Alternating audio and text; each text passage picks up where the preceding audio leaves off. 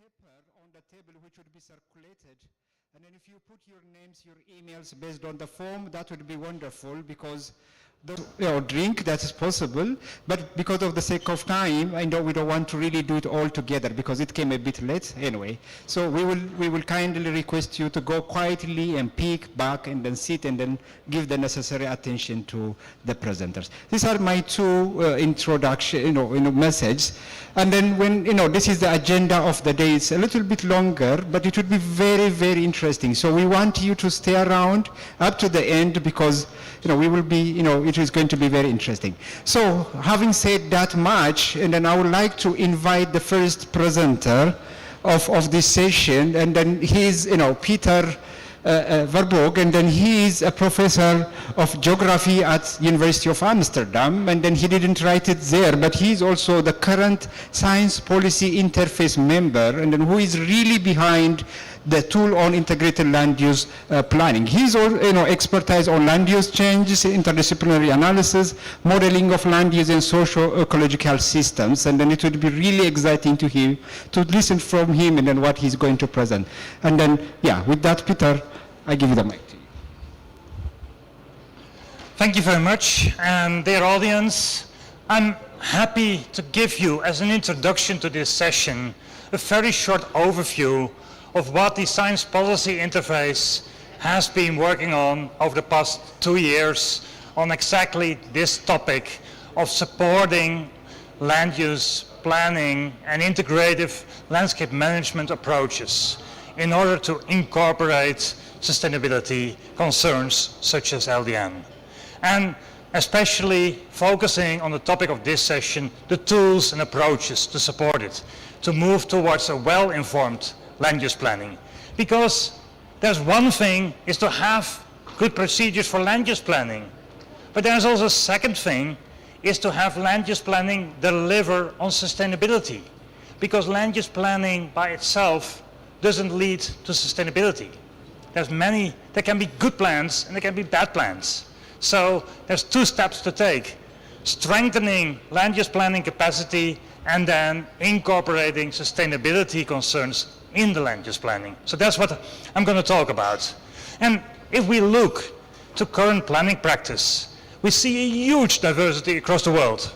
Huge diversity in the level of development of land use planning practice.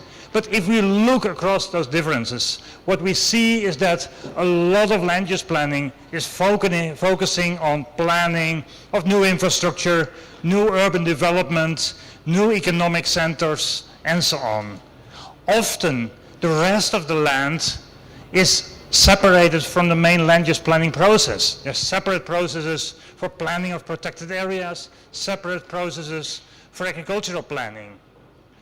And what we see is that a lot of the land use planning as is now is done by a planner, a person that tries to integrate all the different stakes, all the different interests into a plan, using its mental capacity to integrate it to make the best plan.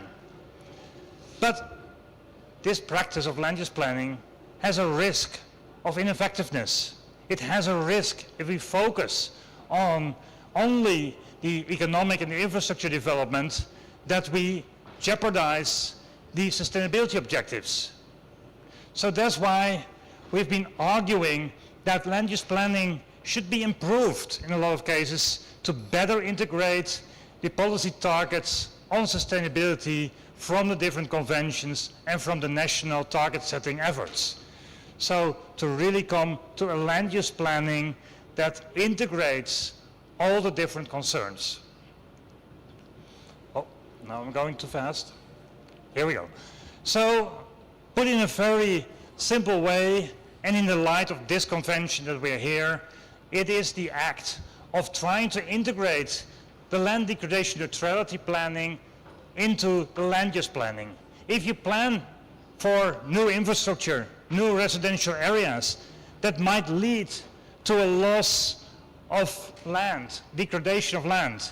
But then the LDN principles have the opportunity, according to the mitigation hierarchy, to reduce that loss of land, and where loss of land is inevitable, to promote restoration efforts to reach the neutrality mechanism. So the challenge is to integrate that in land use planning. And is that difficult?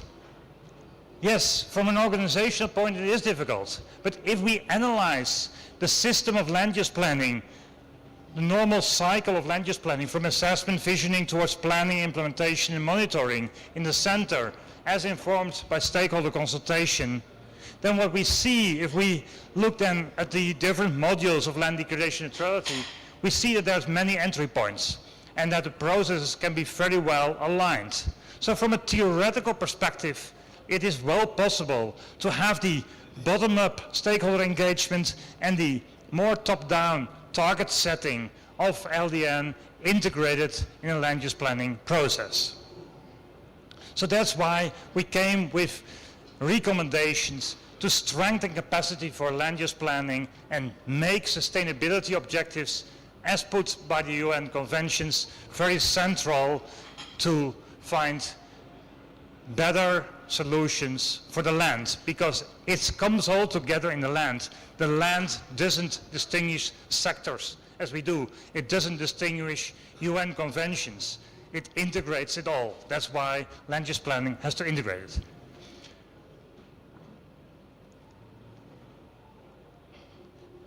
Then we took a next step. How can we support that process? How can we use tools, approaches, methods, computers, models to support this process? And we have to account for the huge diversity in land use planning processes. Some are different by the national government structure, the level of stakeholder participation, the level of obligation, the scope and focus, the policy instruments available. This all depends on the planning system in a country, but also within a country, there's different planning happening at different levels. And you have to fit the right tool to the right place. And that's where we encourage planners to go beyond their expertise and using their mental capacity to do the land use planning, but also use tools. I've seen land use planners doing excellent jobs of integrating all what they hear from the stakeholders into a land use plan. But they cannot evaluate very easily if that plan is going to work. Does that plan lead to neutrality in terms of degradation? Does it lead to improvement of the biodiversity? We don't know. So that's where they can use computer tools, assessment procedures to help that. Also on the side of participation. Participation is very difficult because there's power differences between the stakeholders. Science has provided tools how to better deal with that. So that's where you can enter in it. So we have categorized the tools that we have in different categories, oriented by the level of supporting stakeholders or more expert analysis, focusing on the current situation or being more forward-looking. And this forward-looking aspect is very important because we should not plan to only solve today's problems. We should anticipate the future. The climate is changing, the world is changing, and we have to plan for the future, not for today. And we have excellent tools, scenario tools, and a lot of modeling tools that can help to envision this future and to plan for the future. Now what we did is we looked at these characteristics of the different tools, and then we provided kind of a preliminary expert tables of when to use what tool or when to use what collection of tools, because there is no single tool that can solve all our land use planning problems. There are not answering machines. You click on a button and this is your land use plan. No, we have to do that as a collaboration between the practitioners in planning and the scientists to choose the right tools, the right combination of tools for a particular problem, and to make the right interpretation for its implications of planning. So here we basically listed a couple of tools and basically the characteristics of the process where they might fit in. And this is looking on Bayesian assessments. This is about tools to help stakeholder negotiations. And this is about tools for planning for the neutrality mechanism, one of the most complex things of how to do that. And what you see, there's different tools popping up for different situations and also often different combinations of tools. And in the next talks, what you will see are some examples of those tools to illustrate what they can do. And that brings me, oh, now we're going again too fast, to my final slide on the recommendations we provided to the CST and the parties, is that we need to have capacity building for those tools. And none of the tools are perfect. You will see people presenting their tools, and of course we're all proud of our tools, but none of them can answer it all. We have to work with multiple tools and look at the problem from different perspectives, because land use planning is maybe the most complex thing we need to do on the earth, and that requires a lot of insights. And that requires basically the engagement, the collaboration between practice and science to make that happen, and therefore moving to a better informed land use planning practice in the countries. And I've put here the web address and the QR codes to the report that we've provided as an SPI. In an advanced copy, it's available on the website, and later on it will be published in a more fancy format. And with that, I would like to thank you for your attention, and we give it back to Hermes. Yeah. Thank you very much, Peter. It is wonderful presentation. And then, I mean, this is right now, country parties are negotiating on some of the recommendations, and then by the end of the day, we would expect they will reach a positive resolution. So far, it's going very well. Thanks so much, Peter. And then, the key things I picked from your presentation is that, the centrality of integrated land use planning. And then, when you have a biodiversity plan, when you have a climate plan in land, particularly with the 3 Rio Conventions, and then it would be really interesting if they read each other, and then this could be a venue where they could come together if possible. And then also, I was with the JEF group, and then the next JEF 8 is really targeting about, proposals on integrated approach.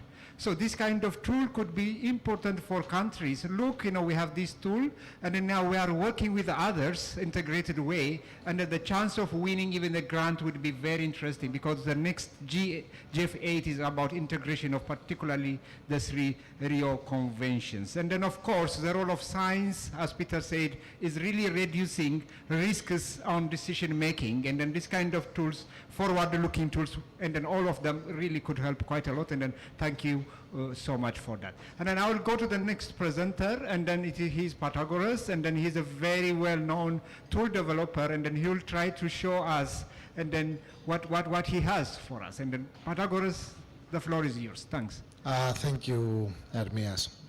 Hello. I will present very briefly a tool that is called Loop for LDN, Land Use Planning for Land Degradation Neutrality, and which is a user-centered geoinformatics tool for planning.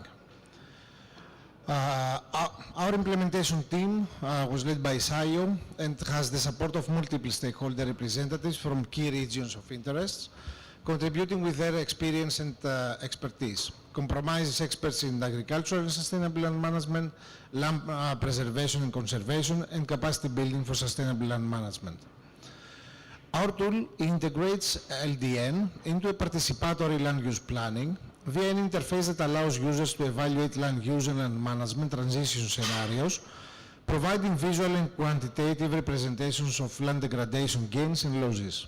In a nutshell, Loop for LDN supports users in evaluating and comparing impacts of scenarios on ecosystem services with links to GOC, WOCAT, TrendJERT, and ELD, helping them to address where is most critical to focus land restoration efforts and what SLM interventions are optimal and feasible in order to achieve land degradation neutrality.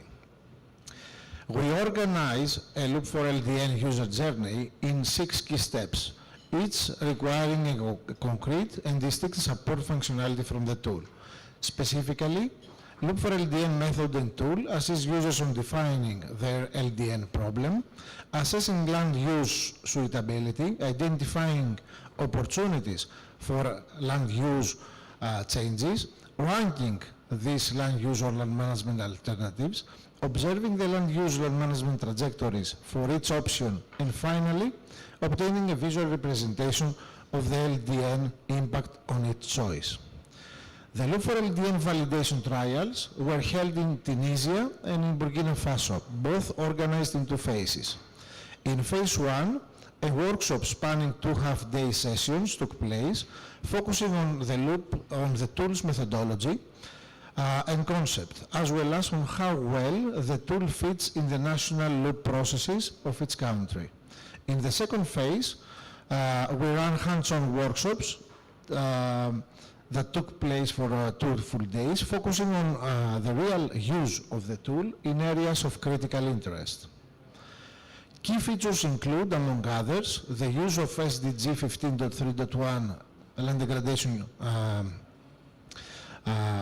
indicator to compute the anticipated future land degradation for the region of interest, the provision of assistance for formulating land use transition scenarios, the integration of stakeholder knowledge to assess current land use system and select alternatives from the WOCAT database, and the generation of neutrality matrix and map for each user-specified scenario. At each stage, different modules of Loop for LDN are activated and used, with the prominent components being GOC and the WOCAT database and data coming from TransEarth. We envision a stronger integration with TransEarth, and particularly with respect to the 3 sub-indicators for land degradation, towards improving the understanding of the current state. And we anticipate also that planning results produced via our tool, Loop for LDN, will serve as a useful input to other tools used for monitoring the implementation of land restoration actions. Thank you for your attention. I would like to close with thanking Mrs.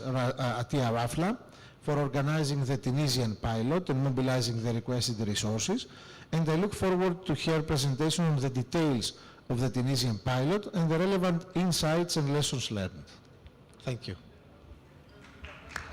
Yes. Thank you very much, and then it was a very nice thing, because what we did within the UNCCD is that we have, what Peter presented is really the kind of the framework, so to say, what kind of tools exist, for what purpose, and then how they are going to work, and then this is a case study by which there is a tool customized to fit into LDN, and then I was so happy that it gives an entry point for avoiding, reducing, and then reversing land degradation. That is what countries are doing. They have places where they avoid, there are places they're reducing, so how do this still working? And then having that big principle for Peter, I think this is a kind of tool and method which could really help them to take it. It answers, so to say, how. Because Peter answered what mainly, and then now this is really how. So it is really nice to see that in terms of action. Wonderful presentation, Pythagoras, and thank you. So it gives me again a great pleasure to invite Catherine to tell us about impact forecasting in land use planning context. And the floor is yours, Catherine, please. Thanks. Good afternoon, everyone. My name is Kat Chamberlain. I'm here from Conservation International, and today I'll be talking about our work on impact forecasting in land use planning. At Conservation International, we tend to talk about land use planning in another context of natural climate solutions. Within the natural climate solutions, we have these 3 major action tracks: protect, manage, and restore. And nested within these action tracks, we can target certain habitats. So you might protect a wetland, manage agriculture, or restore a forest. For the sake of this talk, we are talking about the sustainable land management practices, and I will use the response hierarchy. So the avoid is parallel to this protect action track, reduce is the manage, and reverse is restore. So I'll be using mostly the avoid, reduce, and reverse, and periodically these protect, manage, and restore. So the overall aims of our work has been to determine how different actions, different funded actions around land use patterns and changes are impacting 3 major outcomes. We're interested in biodiversity conservation, climate solutions, and socioeconomic outputs. For the sake of this talk, I'll mostly focus on just these climate solutions. And when I'm talking about climate solutions, we're thinking about annual rate of forest cover change. So over the past several months, we've been collecting data from major funding organizations, including the GEF, CEPF, the World Bank, and also Europe Aid, and we're continually reaching out to more folks trying to get as much data as possible to build our base models. And to start, we're mostly just focusing on Brazil, though this data covers globally and extends globally. And within this data, we have information on how much was invested in each project, how long that project was invested in, and the location accurate to the administrative 2 district level, so the county level in Brazil. This is a bit what our data looks like. Here on the left-hand side, we can see forest cover in 1987. That's when our first studies, our first funded projects are started in our data set, all the way through forest cover in 2020. And we can start to see that deforestation is quite extensive through this time frame. Overlaid on top of these maps, you can see these black polygons. These black polygons represent those administrative 2-level districts, or those counties that I mentioned, and they each represent where we have intervention information, so where there might be at least one intervention in place or conservation strategy in place. And then we also have paired off each of these interventions with a control group. And we're interested to know how various parameters are impacting this forest level change. So we want to know how investment costs, duration of an investment or a project, and the type of intervention. So again, is it avoid, reduce, reverse, what habitat type they're targeting. We're also interested in climatic factors, so what's the drought index of that site over time, and how is that changing over time. Interested in mean spring temperature and that change of temperature over time, and then also just kind of site level information like number of protected areas in a site, number of roads, population, elevation, slope. And we can start to disentangle these returns on investment. So here on the left-hand side, unfortunately the error bars are not showing, but I have, since the start of the project, through the duration of the project on the x-axis and on the y-axis, you can start to see that rate of forest cover change. That blue line that's covering the 0 is this avoid response, and that we can see how long it takes for a project to start seeing this positive response. And the same goes for total number of investments across these project types. And typically, the more you invest, we're seeing a greater return in terms of climate solutions. So we've taken this information and we've started to build a tool in a Shiny app to start, but eventually we're hoping to integrate this into trends.earth.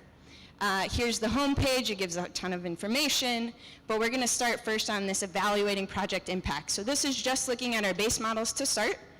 And here you can go in, on the left-hand side, you can toggle between which funding organizations you might be interested in, or you can select all of them. You can get some information on how these trends of investments are across this hierarchy. And then also on here, on the right-hand side, you can start to look at impact of those investments across the different strategies, so across the different sustainable land management practices, and compare those to our control groups to see how successful they are in terms of this forest cover change. When you scroll down this page, you can determine which parameters you might be interested in. So here I have an example of drought and how it's changing. So we're seeing generally that wetter sites tend to be more successful, but you can also see kind of where these threshold marks are, where these lines over or cross over to see when, or help you determine which sites might be most successful. In the next tab, we start to forecast these investments. So here on the left-hand side, you can select how much total investments you want to invest into this response hierarchy, across the hierarchy, for the next 10 years. And then you can toggle between number of projects you want to distribute that investment across. And what we're finding initially is that if you invest too much money, so that you have not enough projects, it's a little less successful, whereas if you're not giving projects enough money to put all of the effort in that they need to, then it's also not successful. So there's kind of a sweet spot based on our data so far. And again, you can scroll down and break this down by the various parameters in our model.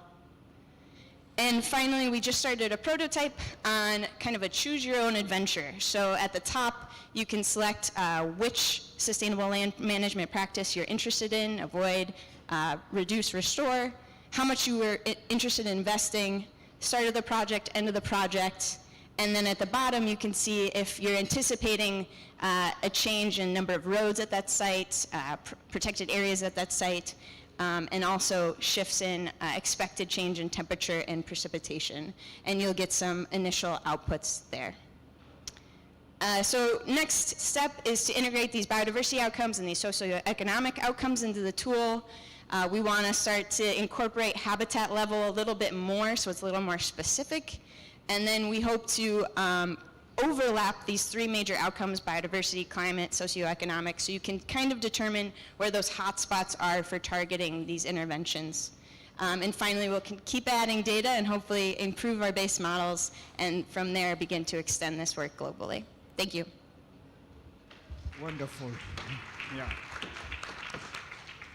Thank you very much, Catherine. And then I really like the way you customized, the concept of LDN response hierarchy into a conservation perspective. I think that's how you contextualize things to the situation where you are interested on. That's why we don't have always one fits all, but it could be customized. And I'm so happy that you followed that principle and then applied in a conservation perspective. And it sounds really, really interesting. And then one thing which I also observed is that, when Peter set the scene, most of our planning is for the future, and then I think forecasting and understanding what's happening is important, and then that's why also your presentation is coming up with the tools and concepts also forecasting. Because, oftentimes one of the things in land degradation is that we always look at what happened in the past, degraded, and then stand on the present, and then we would like to fix the past. But what happens in the future is really very important. Because while we are fixing the past, we might lose significant land due to degradation in the next 5-10 years, because things are changing. So we need to prepare for that, and then I think planning and investment need to go in that direction. So I think it's really wonderful presentation. Thank you very much. So with that, I will go to the next presenter from FAO, and then it is Ferraz, and then it is land and water. And then I think for me it is very interesting to hear now you are adding water to the land, and then we are going to see what FAO has been doing, and then happy to hear from that. Floor is yours, Fer.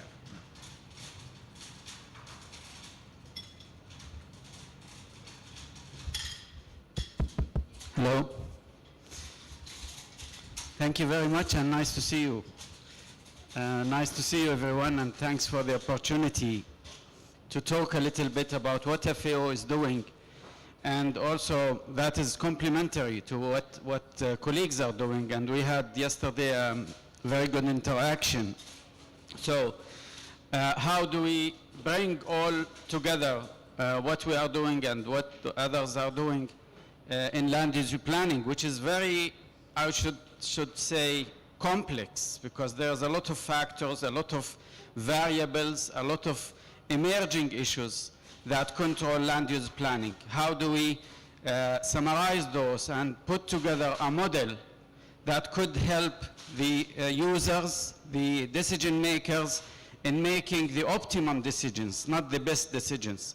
Because we need to look at the trade-offs and how do we use the resources.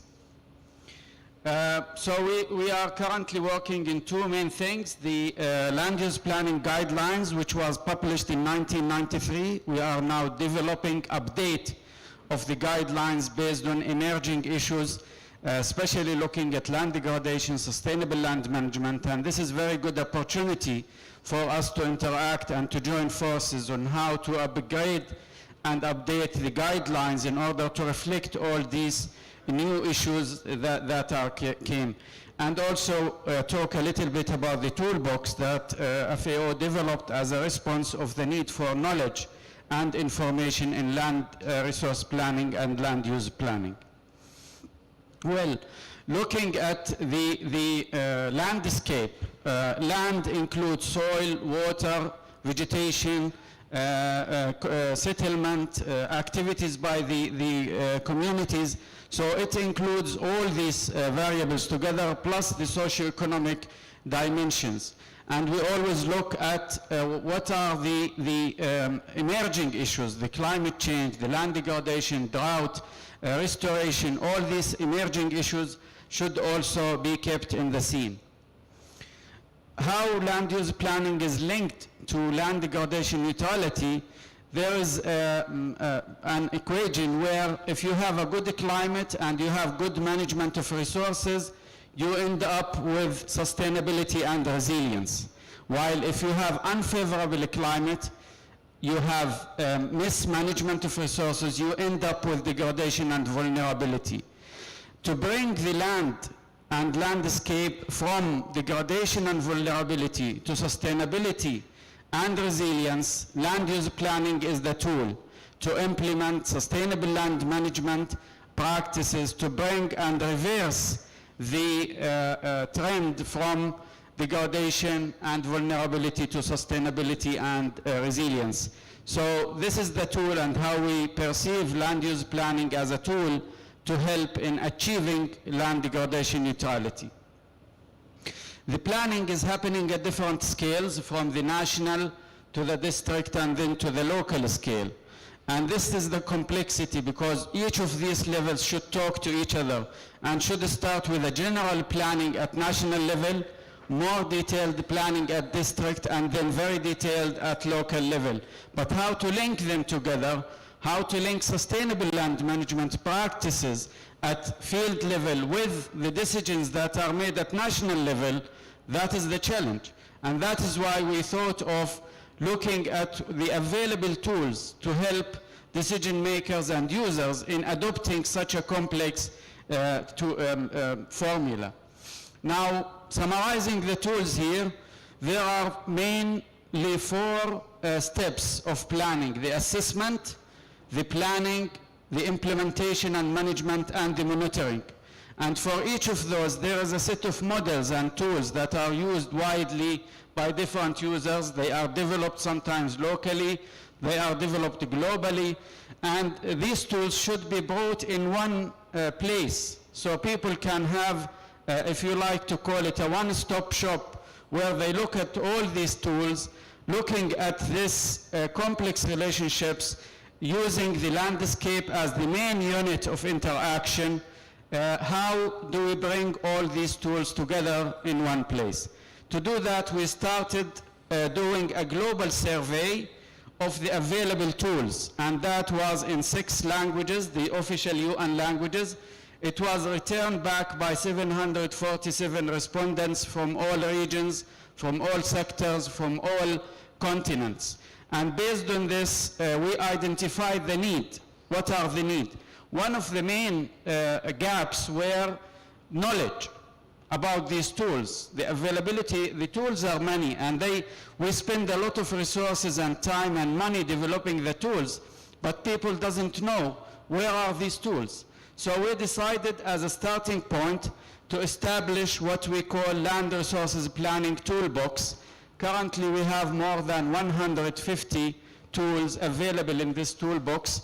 They are organized in a way that the users can have certain questions, and the questions will lead the users to the best or optimum model or tool that could help the user in particular answers regarding the land resource planning activities.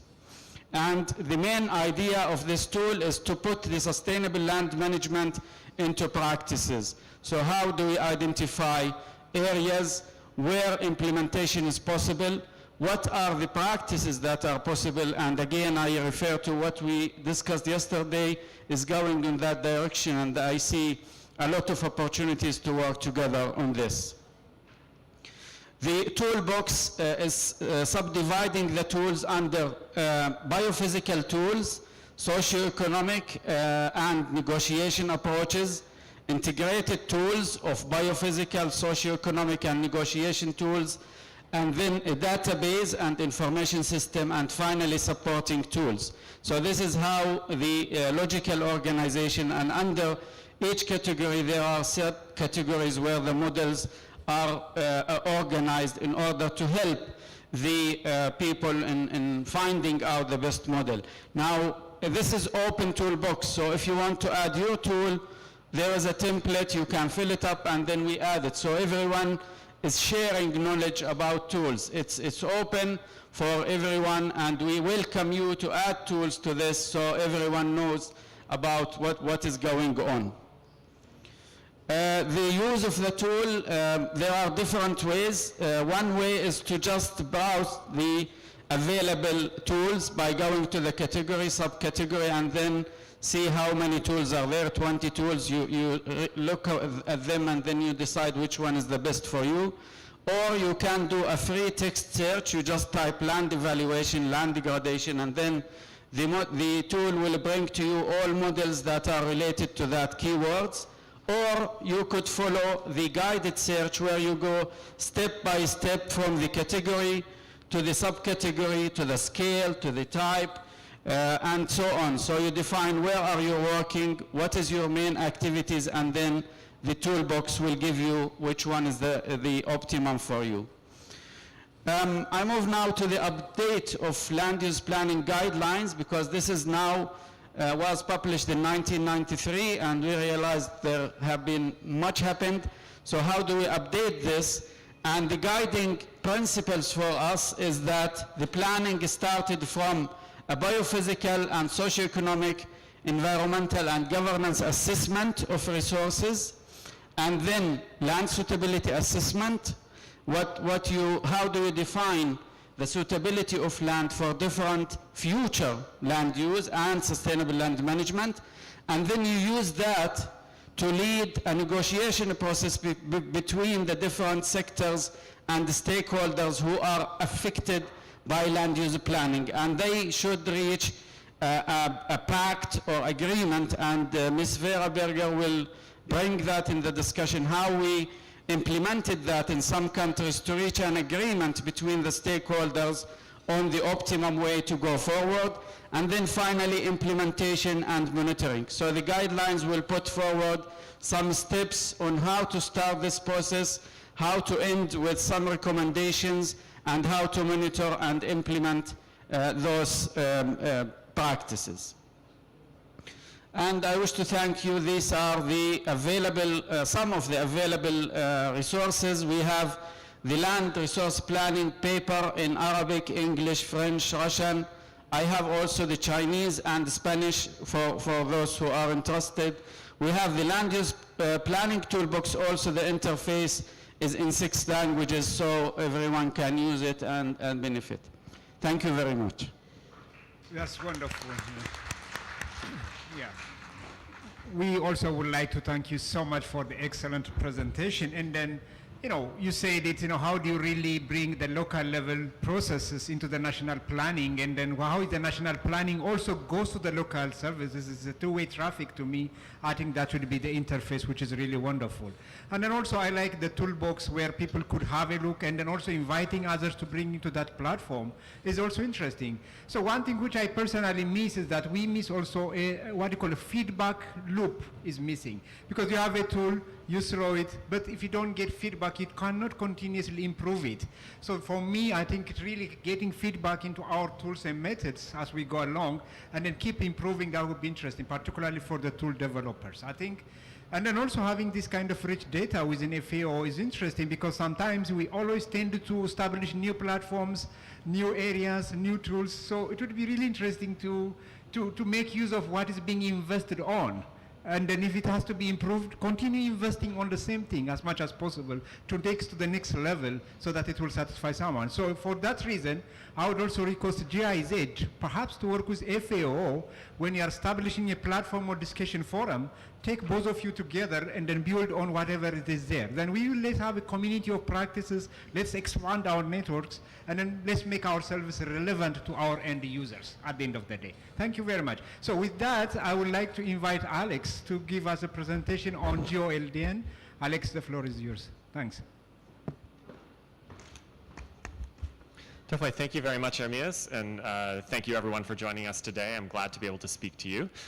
So actually, let me take this off so you can hear me better. So though I'm from Conservation International, I'm actually here today to speak to you on behalf of the Group on Earth Observation's Land Degradation Neutrality Initiative, or GOLDN. And so for those of you who may not yet be familiar with the initiative, the Group on Earth Observations Land Degradation Neutrality Initiative, which I'll call GOLDN for short, was formed several years back with the direct request from parties to the convention and with direct engagement from the Secretariat in order to support parties along three main work streams. So what you'll see up here on the screen is we're broken down essentially into three different working groups, as we call them. One around capacity building, a second around data quality and standards, and a third around data analytics. So I co-lead the data analytics working group with colleague Neil Sims, who's based out of CSIRO in Australia. Given the focus of the talks here today, what I'm going to focus on is the work of Working Group 3 around data analytics, and specifically the work that we do in support of integrated land use planning. So just to get into a little bit more detail about what it is we do in Working Group 3, you'll see the focus of our work here up on the screen. So the ambition of Working Group 3 is to provide a suite of interoperable geospatial data sets and analytical tools that are really focused around two different key areas. So the first is around measuring and monitoring land degradation, and then the second, of course, most relevant to our discussion here today, around enabling planning to achieve LDN at scales from local to regional. So the first component here I'm going to focus less on. That, of course, is our work that is most directly relevant in terms of reporting to the convention. But the second bullet is, of course, the one that's most directly relevant in terms of land use planning. And one thing that we recognize throughout our work is that, of course, the development of the tools and standards that we work on through the Group on Earth Observations LDN initiative needs to be user-oriented, and of course it needs to also accompany aligned capacity building. And so though I'm not going to focus heavily on capacity building here today, given that's another working group, just do be very aware there's very much moving on that front, as well as on the data quality and standards front, where the Group on Earth Observations LDN initiative released already standards in terms of data in support of reporting to CCD. So one thing that we've heard a number of times from presenters here today, and that's highlighted in the report from the SBI, is that really a portfolio of tools are needed to support achieving LDN. And this is something we're very much aware of in GeoLDN and cognizant of in Working Group 3. And that's, of course, because the data analysis needs really vary depending on the decision context that a decision maker is faced with. You see a group of different logos here on the right hand of the slide. This, of course, is by no means an all-inclusive list, but just to highlight that there are a range of tools out there, a number of which you've heard from today. Of course, the most directly linked to our work on GeoLDN is the work that we've supported through Loop for LDN, which is the exciting tool you saw already presented here today. But just to highlight, we do recognize that given that there is a portfolio approach that's needed, a key need is really to ensure that tools can talk to each other. So the question of interoperability and how tools can function together in order to support decisions is something that's a major focus of Working Group 3. So just to get a bit more specific about that, as I've already mentioned, one thing we're very focused on is ensuring that our work is user-centered. And this, of course, in terms of the land use planning side of things, will lean heavily on some of the work supported by the German government through the ILUP initiative, as well as you'll hear in one of the last talks here today, some work funded by the GEF as well around land use planning. And a key challenge that we need to be cognizant of in all of this work is really how do we ensure that tools can speak to each other so that decision makers are able to really leverage what is needed from that portfolio of tools that are available. So in order to achieve this, a key focus of Working Group 3 is developing the standards and the technical standards both on data as well as in content to ensure that, for example, an output from Loop for LDN can speak to trends.earth, as was mentioned here before today, and that's something that you'll be seeing a lot of action on in the coming year. Of course, we also do some focused development of new tools and support that where there are gaps that are identified. And of course, that's the case, as you saw with the Loop for LDN tool, which you saw here presented today.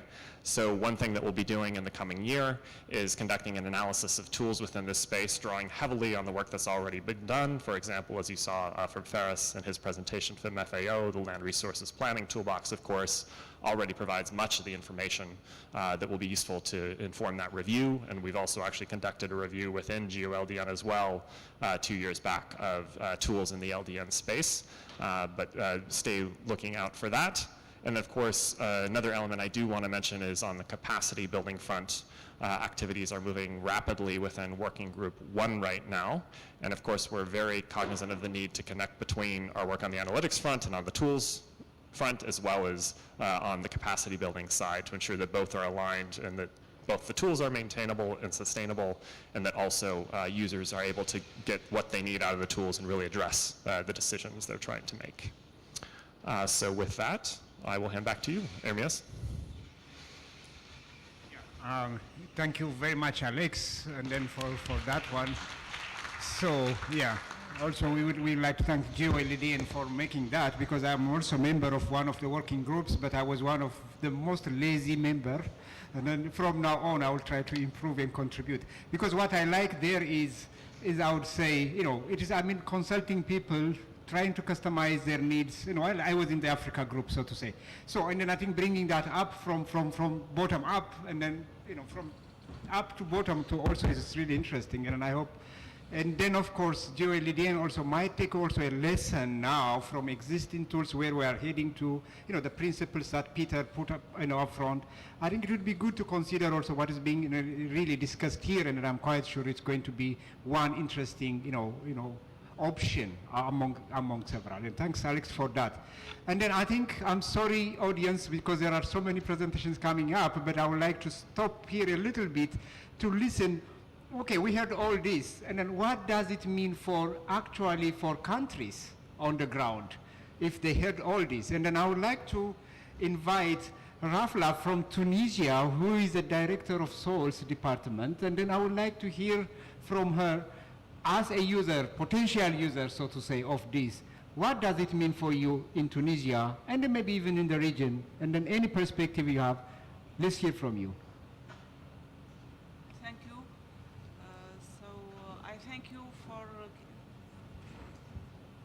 I thank you for invitation, and I'm pleased to be with you and contribute to enhance and facilitate local and national land use planning process using Loop for LDN tools in Tunisia.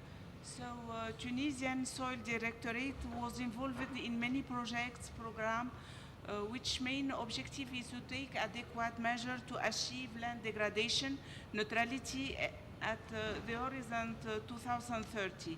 These activities was held in collaboration and partnership with many partners like FAO and GIZ, WOCAT, AFD, ICARDA, ERD, financed by GFU and CCD, African Bank and Mondial Bank. So, as output of this partnership and projects, standardized methodology and developed tools, specific data were developed. Land degradation assessment approach in the framework of LADA projects, land use and land degradation map also were established, and national SLM practices data also were built with WOCAT and FAO. The current activity is implementation of land use planning for land degradation neutrality loop for LDN, innovative technology launched by GeoLDN and UNCCD Secretariat. Our research partner is INGREF Institute from Tunisia. It is good opportunity to consolidate, exchange and collaboration between development and scientists. This tool greatly helps us to understand where to focus plan restoration activities and design for reducing land degradation. So case study at Zarwan Governorate was conducted in Tunisia. 2 workshops and 2 training sessions were organized with support of Loop for LDN team and GIZ, and participation of main stakeholder and representative decision maker to introduce the tools. This will feature practical cases and as means to simulate replication of the tool, and represents the first product in the collaborative initiative. So the first step of an ongoing process was uploading data set, uploading risk map, uploading land use map, and also produce suitability map. this allows to define area of interest, planning on changing land use, and what is land use type change to bring, using WOCAT, SLM Tunisian database, and also discussion with land user. Transition scenario also and series of indicator was generated, especially competition between crop and olive trees plantation. So what our perspective for Tunisia is to continue to support implementation of these tools at local, national, why not regional and global scale. The application of the tool provide very useful land planning map. Also, information produced were evaluated and validated by land user and actors. So some needs may be more investment in monitoring and evaluation system, feeding harmonized data collection process, available data and gaps, strengthening the digital transition, providing capacity building, technical assistance to national at local institutions that support Loop for LDN, implementation tool, Loop team and soil direction and Dangref could coordinate this program, and also more investment and improving the enabling institutional action framework for setting up the tools. So the tools provide priority of intervention, but the framework of this intervention is needed, formulating some projects, program, or action plan at local and national level. And more investment to support wider application and upscaling of various SLM intervention to improve productivity and ecosystem services. Piloting,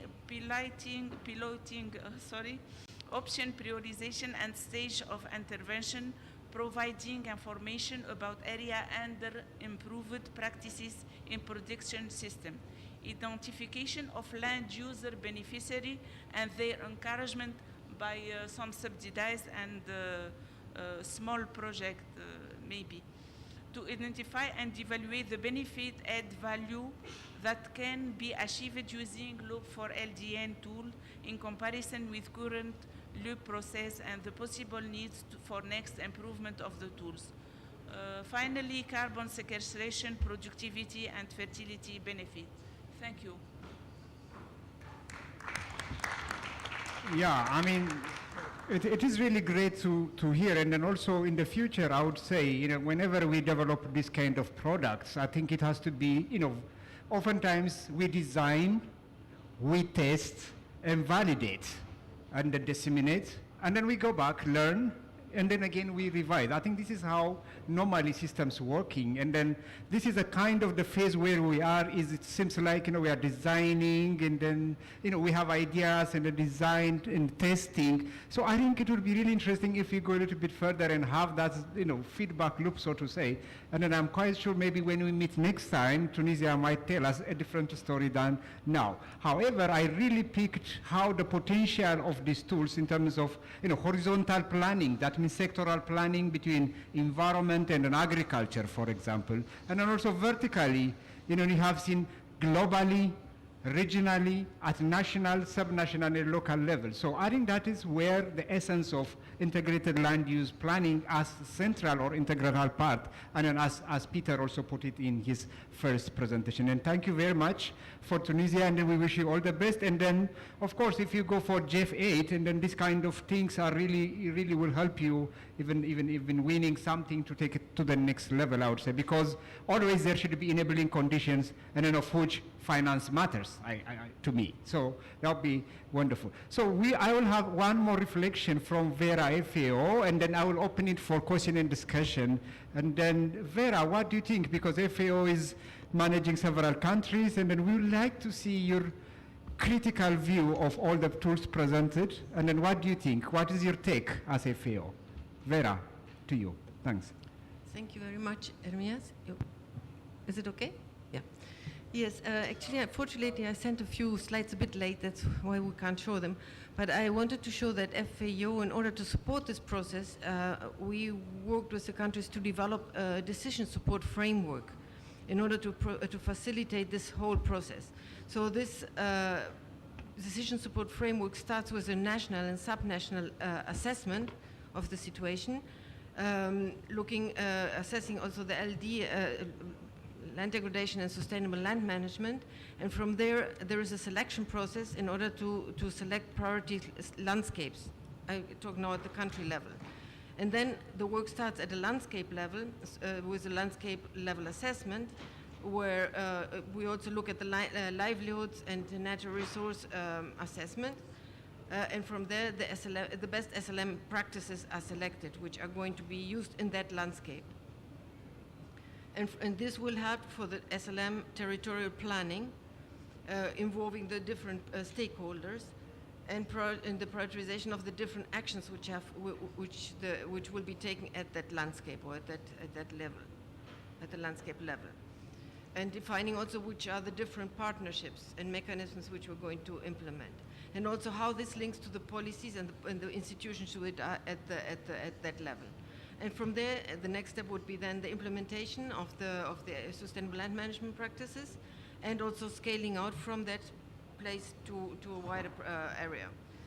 And that will work also with multi-sector, multi-stakeholder process, and also having an impact assessment, so that we can then scale out based on that impact assessment.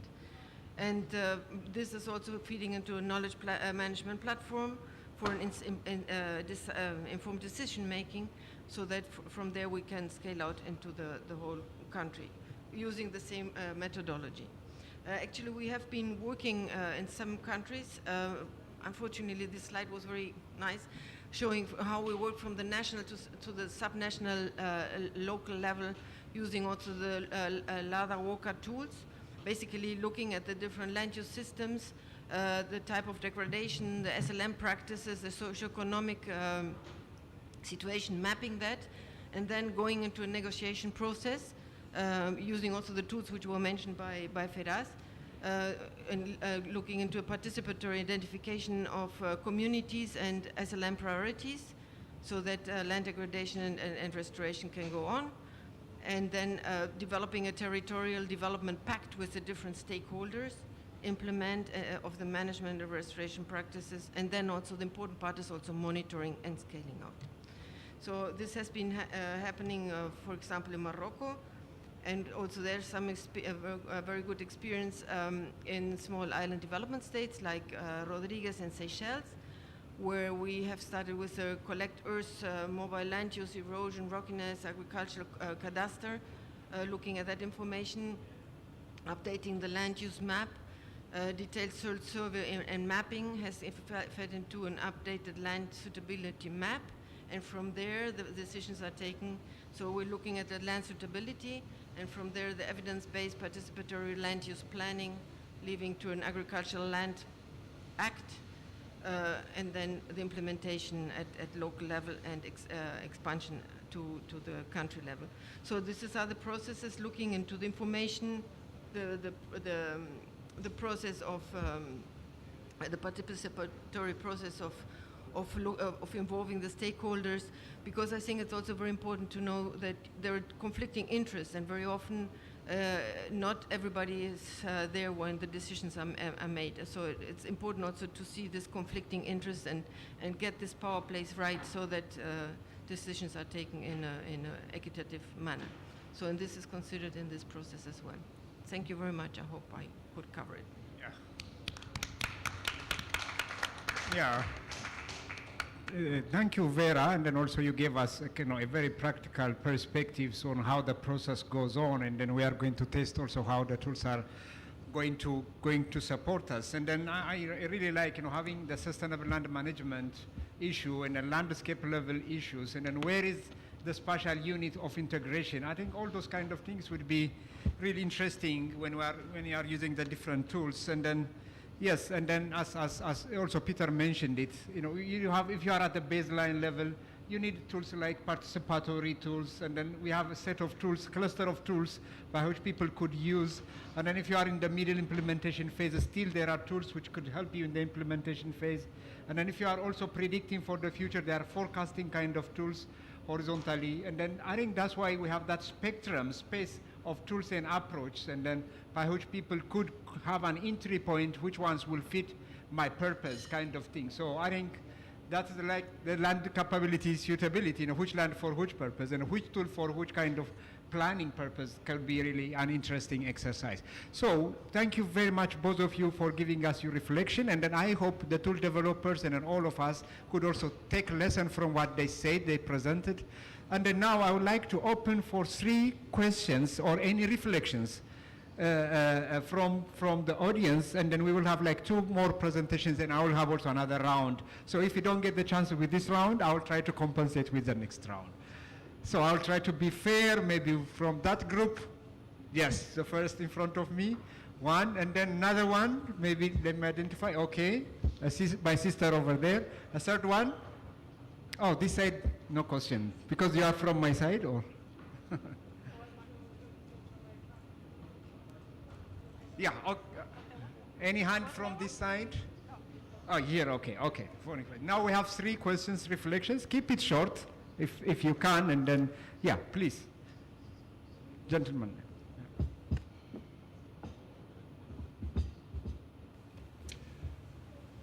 Thank you, moderator. My name is Mr. Fok. I'm working for African, Caribbean, and Pacific State, OACPS, based in Brussels. We are really interested to see exactly in terms of evidence-based decision-making process or tools. This is one of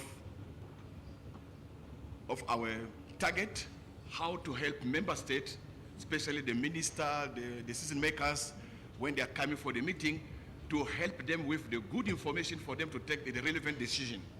I was really more touched on the second or third presentation on the impact forecasting tool, and maybe those return on the investment did not consider all the factors can reduce the time of the return, could not be really being the benchmarking for getting to the model.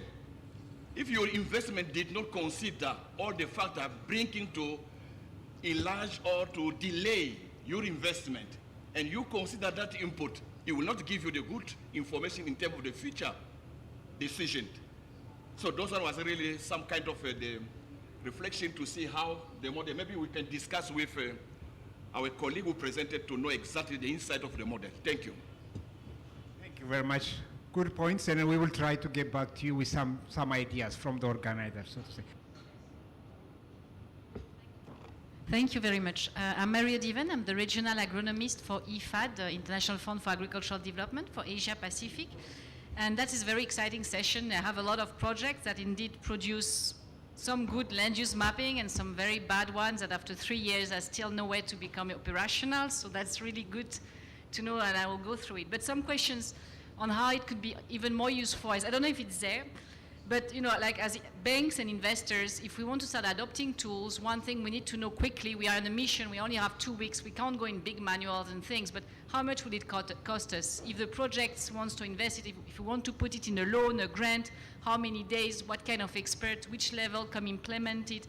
So I don't know if in your different database, you have a tool to help us a little bit budget, what is the investment needed for this crucial sustainable land planning, and also when you choose a tool, whether you can choose according to who is your last mile implementer. Are you dealing with high level educated researchers, or you want to try to implement with more lower level and so on? Second, for what I saw for adoption, which is important for us to justify, is whether you also associate these tools with example, case studies. What was the impact of using it? If we want to convince government and practitioners, do we have concrete case that tell us, yes, we've done it there, that was the results? Maybe we have a YouTube video, something quick. Lessons learned. When we want to justify something in our project design, we need to have lessons learned, an example of actual implementation. And the last one is that the big issue on implementation, we have a lot of very nice design, but how do we get the human resource development on the ground? So I don't know if you also plan or have like expert network, accreditations, so that if you want to kickstart the approach in the country, you build, on existing resources, or you can start to kickstart it faster, because there's always a risk to adopt new tools in a project and in design, and how to kickstart well the training. Over. Thank you very much. Well noted. And then maybe speakers, you may have some ideas a little bit to throw back. Prepare yourself in the meantime. Yes, hi. Thank you for the presentations. My name is Guadalupe Duron, and I work in the Secretariat for the Scientific and Technical Advisory Panel. So I have a couple of questions. My first one is the return on the investment tool. That looks like a great tool, and I could see how it would be really applicable for parts of the Jeff 8 strategy as it gets implemented. So I think you should have a conversation with Ulrich. But I'm interested to know when it will be launched, because I can also see my colleagues in STAT be super interested in that, and we're actually coming up with a paper on that, and I can link you with my colleague who's writing that paper. The same question, I guess, goes to the land use planning LDN tool. When will it be launched? You talked about the testing being done right now in Burkina Faso and I think also in Tunisia, but again, when is it going to be launched? Alex, the GeoLDN tool, is the main difference between that tool and Trends.Earth scale, in the sense that GeoLDN focuses at the national level, and if so, are there plans to be able to downscale that tool to the project level or the landscape level, so that it can also be of more use to countries who are recipients of Jeff funding? And then this is a question on risk for everybody. For the three tools, well, except for the return on the investment tool, perhaps. So risks, can we think of other risks besides drought? I mean, I know that drought is a very important risk, but I was wondering, can the tools also add other risks? So for example, maybe population growth might be a risk in some certain areas. Conflict is also a risk. So I don't know if the data exists, but basically expanding our horizon to thinking about other risks besides climate. Thanks. Thank you very much. Quick reflection. I'll start with Peter. Pick any of them. It's a very good point. Risk is a very important thing, and we have to plan for risks in a way, and minimizing risks in some of the plans, or at least accounting for it, making a well-designed contribution. There are tools to incorporate some of risk issues by scenarios to see how things perform under alternative conditions. Also, impact assessment tools can see what are the impacts of a certain plan under different risk conditions. So there are tools that help to do that. There's not one tool that can do all the different risks, but there's clearly, and climate risks are of course one of the most important ones to account for, and good methods are available for that. Thanks. Yeah. Alex, on GeoLDN. Yeah, definitely. Thank you for the questions. So in terms of GeoLDN, there were 2 points I wanted to respond to. One was by EFAD, and there was a question about how to get expert support on the ground and what we're doing to build that. In terms of GeoLDN, that's a major focus of Working Group 1, which is of course focused around capacity building, and one exciting thing that's going on there is the development of a degree program around LDN. And so it's really about not just addressing the short term, but also thinking longer term about how to develop the capacity that we need. And then in terms of your question, Guadalupe, around GeoLDN, so sorry, I probably wasn't clear, but GeoLDN is much, much more than Trends.Earth. So Trends.Earth is, if you remember, there's sort of two major goals of Working Group 3, which is around supporting both to basically the reporting needs as well as land use planning. Of course, Trends.Earth is a key part of the response to reporting needs as well as, to some extent, land use planning, but it's one tool among many. And then I think you were also asking about potential to downscale. For sure, that's of course a focus of GeoLDN, is tools across scales, so from global level down to landscape as well. Anyone who would like to add on, because there are a number of points raised, perhaps we will get back to them. And, oh yeah, Patrick, let me give you the chance on the second round. Yeah, if you don't mind, because he's a very interesting person from Jamaica, and then he would like to also reflect his opinion, but let me do it on the next phase, because we need to have also country reflection if possible. Yes, I think, there are common things raised, like, what is the return on investment? That's a critical thing. Do we have really environmental economists working with us? Are we really multidisciplinary? It could be there an opportunity. Yes, this kind of things are very important. And then also, how much does it cost, both in terms of time and finance, if I want to use any of the tools in my IFAD project? So I think that people are raising very practical questions by which we need to be able to address at least some of them. Kat, do you want to say something? Yeah. I just want to address the initial questions that we had. I think the flooding is a fantastic Yeah. point, and that's exactly why we're here today, is presenting to get some insight like that. Our drought index does cover wetness, but that's not enough to capture this flooding issue. So I appreciate that point.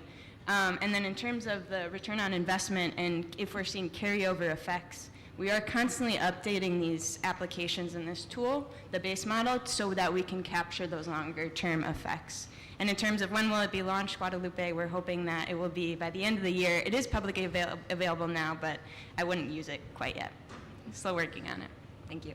Thank you very much. And then there was one question, enabling conditions, particularly capacity. And then do countries have the capacity to understand all these tools and then things and then apply them, or they may run away from it? So this question was also critically, asked by the parties when we are presenting, and then that was very interesting. And then the answer we gave was that we have the global mechanism of the secretariat, which is responsible body, for example. If any of the tools are interesting, countries need to go through them, and then GF is supposed to also support countries. And then I see someone smiling from there, and then I was expecting to say something. Can you say how do we capacitate countries with all these kind of things, please?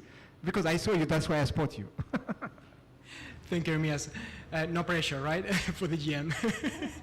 So I will actually elaborate on this on my presentation after. Thank you.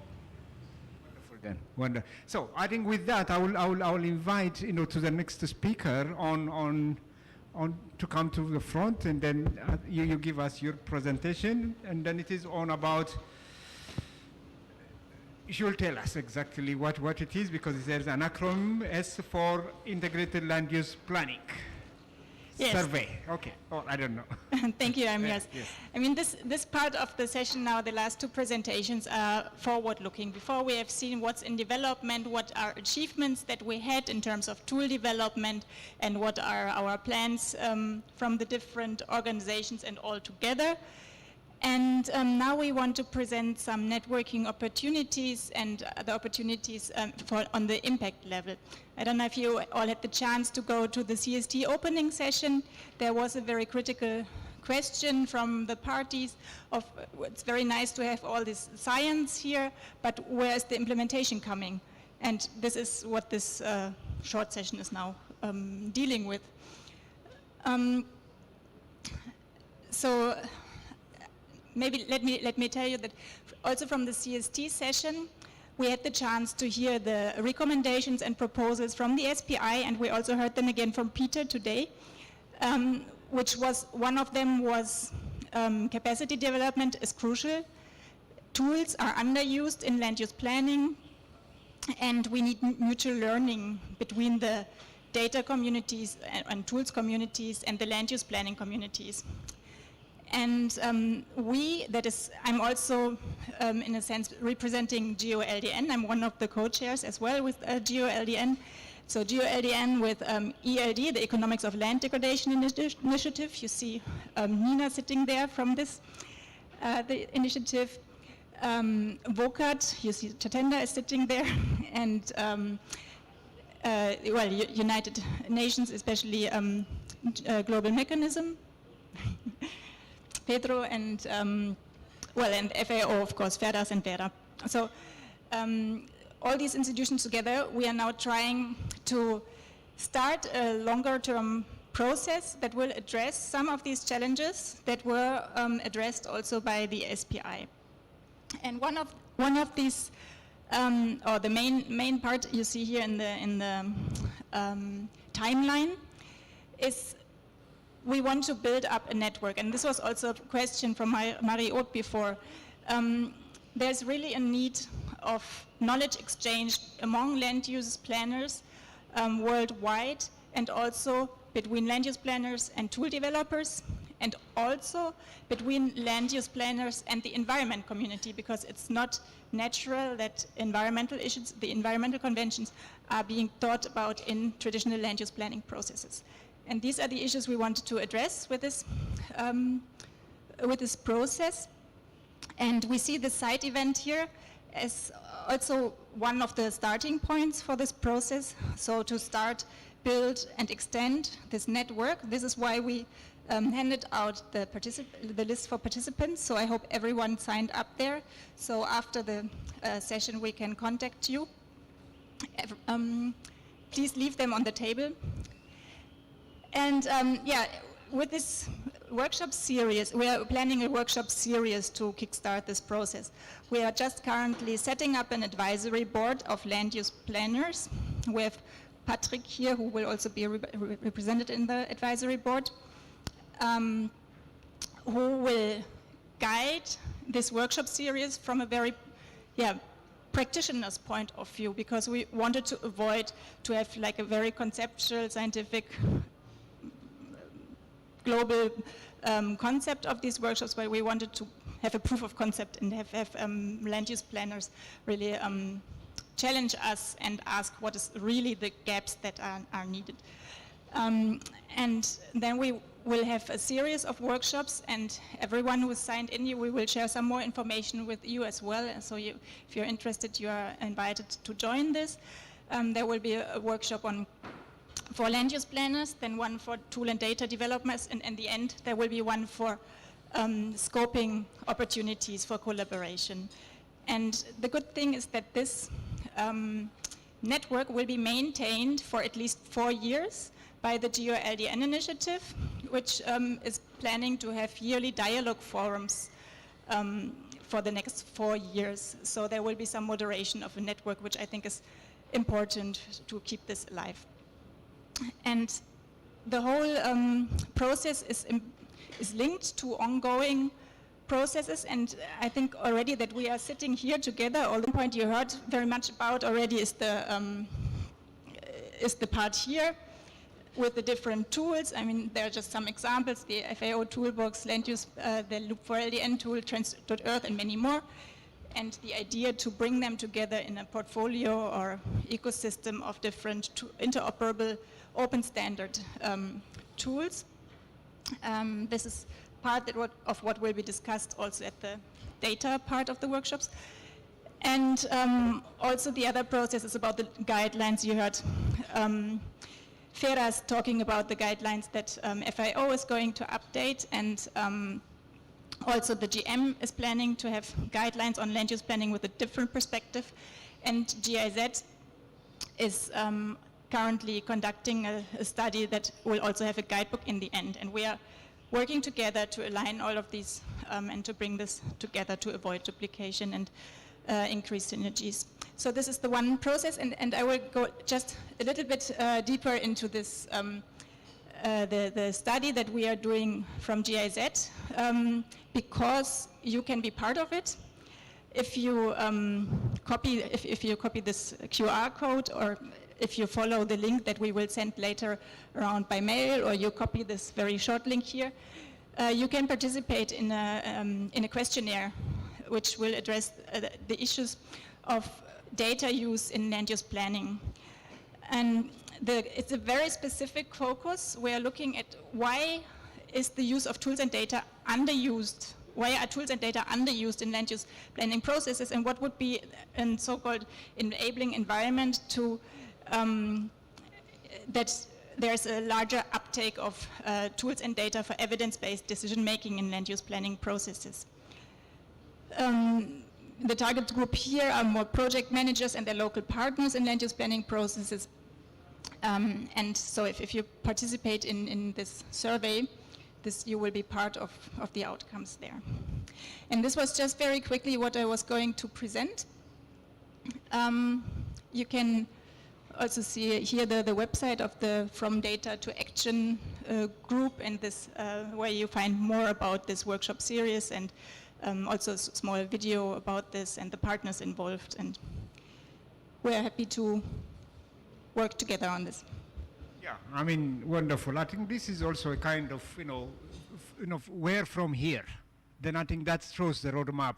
We are standing here with our strengths and weaknesses, but tomorrow we will not be the same people and then talking the same thing, but we will take it one level higher, the new version.